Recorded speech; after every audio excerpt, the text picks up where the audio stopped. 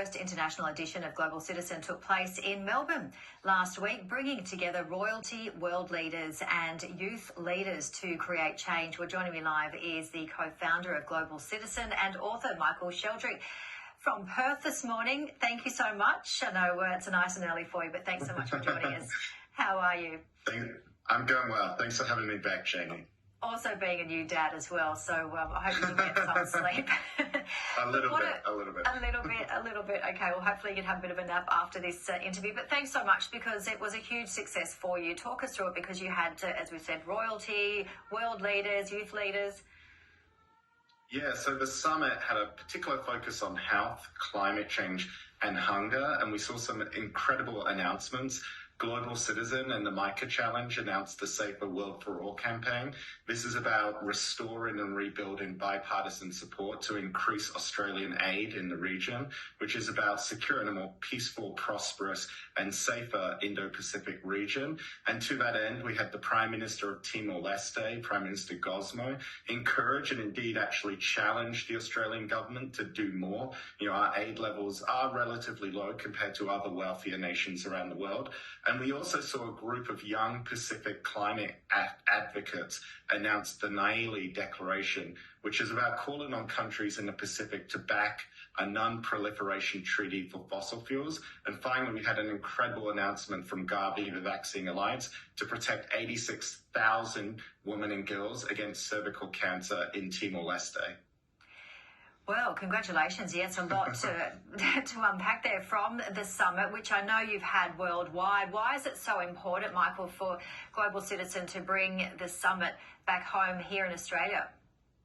Well, you know, I think Australians love to say we need to protect our own backyard first, and we should. But I think our backyard, and many Australians would agree with me, includes the Pacific region. And the reality is before the COVID-19 pandemic, there was already more than 80 million people in our region living in extreme poverty. Now, 4 years later, that's more than 150 million people. And so I think people look to Australia to play a role. They look to Australia to step up and support these efforts. And so we had everyone from Tim Costello to Charlie Puth and Julia Gillard joining remotely to, as you said, Sarah Ferguson, the Duchess of York, encouraging this change and encouraging Australia to be the leader we need it to be in our region. And you as well up there giving your speech. You're the co-founder. Well done. You're the co-founder. Tell us a bit about how it all started for you. Yeah, so Global Citizen really launched in Australia more than a decade ago.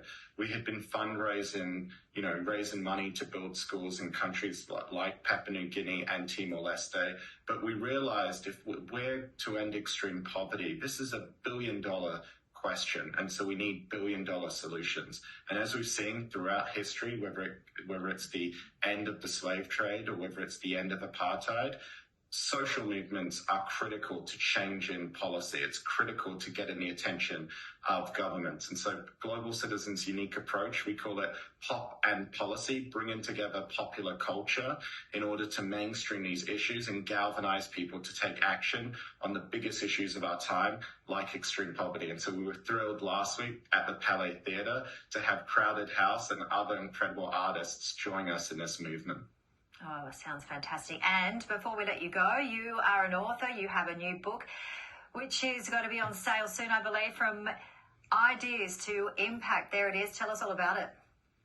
So I often get messages from university students, even from high school students, from everyday citizens, asking how they can launch their own campaigns to bring about the change needed to address the biggest challenges of our time, whether that's artificial intelligence or whether that's climate change. And so the book really maps out 8 simple steps that people can begin to create change in our world. Whether you're a cultural icon like Taylor Swift, a business executive, or an everyday citizen, there is something we can all do. Change starts with us. In the words of the former First Lady of the United States, Eleanor Roosevelt, the best way to begin is to begin. And I hope the book, From Ideas to Impact, gives people a start to bring about the positive change our world so desperately needs. And I think she also said something about great minds discuss ideas. So there you go. Well, thank you so much, Michael. It was great to see you. Congratulations on all of the success, and we'll talk to you again soon. Have a good nap, hopefully. You get one. And congratulations on being a dad as well. Lots of congratulations. Thank you. Well, comedian Jimmy Reese is